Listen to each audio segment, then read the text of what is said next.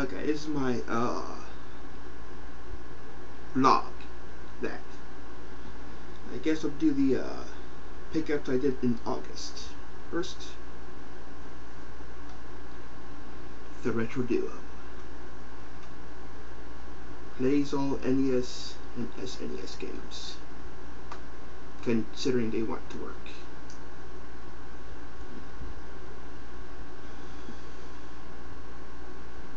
Persona 4 The Arena.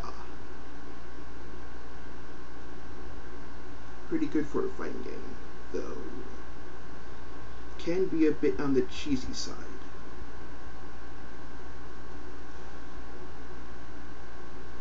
I really didn't like how they made Aigis though. Long range characters only do not work well in fighting games. The Avengers movie. Actually pretty damn good.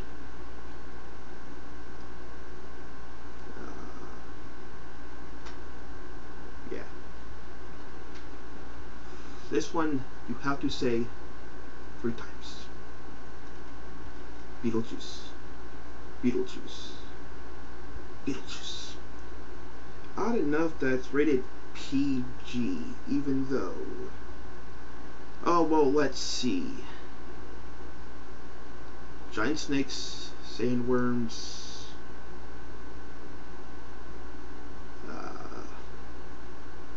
and everything else.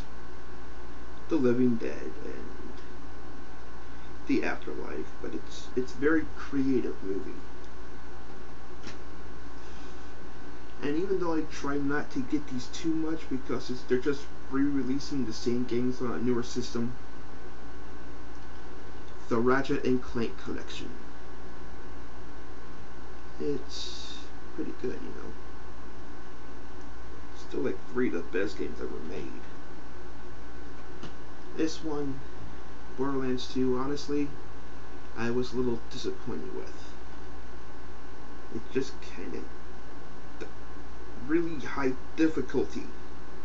I mean, if you don't really want to play online, you're screwed. Also, they took out the weapon proficiencies, which kind of strikes me as odd.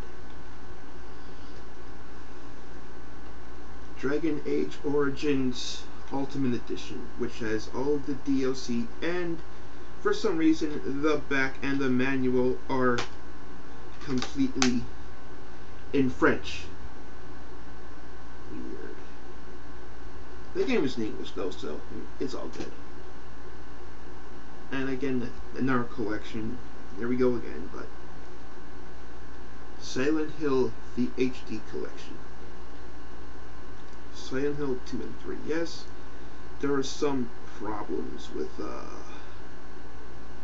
lag and everything else, or glitches, and all that stuff you've heard about is pretty much true. And also, one thing I want to point out, the manual. This manual blows. Look, controls, starting the game, and then it's repeating the controls, how to start the game in a different language. The original manual for Silent Hill 2 alone had details on the characters and how to play the game and what weapons you might get, and so on and so forth, that I question why would they remove this now. I don't get it. Another Silent Hill game, Silent Hill Downpour. The opening sequence is a lot of fun. I don't know why beating up a fat naked man in a towel. Okay, maybe he was wearing a towel, he's not naked, but whatever. But yeah, it's pretty fun. I mean, the chase sequences annoy me greatly, but it's still pretty good. And that's what I picked up this month. I'll also do some recommendations. Sengoku Basara Samurai Heroes. this is my personal favorite game for PS3. Yes, it's made by Capcom, and their management has made some really bad decisions lately. They're not bringing a sequel to the US and all that DLC garbage and everything else. But despite that, this game is a lot of fun. I mean, it literally is. Like, you have to play this, but there's no online play whatsoever. And then, also one other thing, let me see. Look at this. Some details on the actual characters. Pay attention, game companies. Information on the attacks and how to do them. And everything else that, you know, might be important to know. Now, what else? Game settings, hero select. Another thing about this game is its sense of humor, and you have to kind of put your sense of belief or disbelief to the side, because feudal Japan, machine guns, and rocket launchers, and everything else. You just, if you put your belief or disbelief rather to the side, it's a lot of fun. It has 2-player split screen co-op, which is a lot of fun too. But one other thing, the weapons. Here's a page for weapons. You only get weapons from defeating bosses, which means most of the time the second player will not get a weapon. I don't know why, but directly goes to the first player always. Almost always.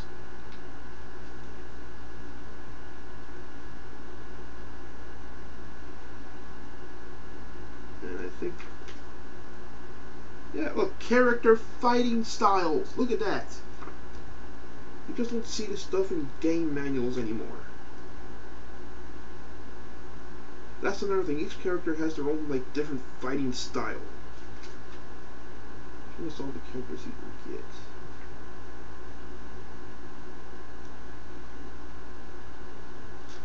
I mean, that's just stuff you just don't see anymore. Okay. Might help if I put it in the right way. Next recommendation. There's only 2 more recommendations I'm going to do here. For today, anyway. Dynasty Warriors Gundam 3. Yeah, okay, the storyline is pretty much crap. I'll admit it that much. It's just an excuse to get all these characters together. The manual is also kind of crap. That's typical. That's typical. But that aside, they've reduced the number of cheap shots that you'll receive. So, you know, you don't throw your controller or pull your hair out of frustration as much as you did in the previous games. And there are more Gundams to unlock.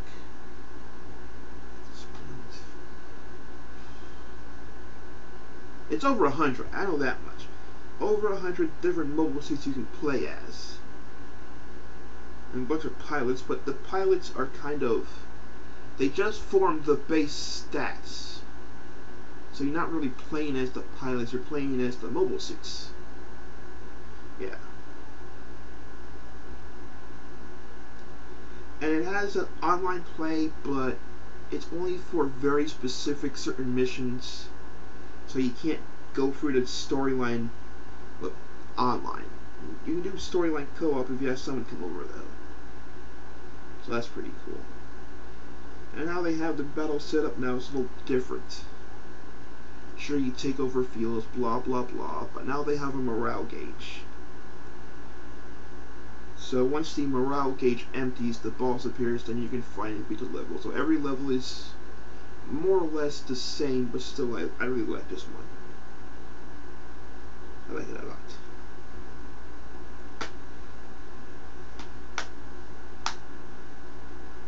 And all this, the usual Gundam, war is bad, and mankind will only fight each other until the very end, or something like that. But there are some DLC Gundams which I highly recommend getting. They're all really good, actually. It can be a little pricey at $5 a piece, but they're definitely worthwhile since they come with the licenses, so every pilot can use them regardless. And yeah, 120 characters in mobile suits, rare mobile suits for the first time. Blah blah blah. The animation is also a lot better in it. But there's one thing that bugs me about it. All these meters and everything else cluttered the screen pretty much. I mean, most games these days either get rid of all the clutter completely so you're not sure how much more damage you can take. And it gets confusing, like how many more hits I can take. Like, Fable 3! Okay, I'm not gonna run Fable 3 right now. But some like this one have way too much clutter. Like you can't even see the action on screen because you have like the meter here, the map over here, and it's all on screen at once. And you can't take it off. But once you get past that, it's actually a good game. Another one recommendation, which kind of goes against the others since it's technically a sports game, but I'm gonna do it anyway. SmackDown vs. Raw 2010. I mean, it's like the other sports game where they release the same thing every single year, but I think it's the most well balanced. And also one thing, you can create whoever you want pretty much. You can finally see who will win in a fight between Batman and Superman.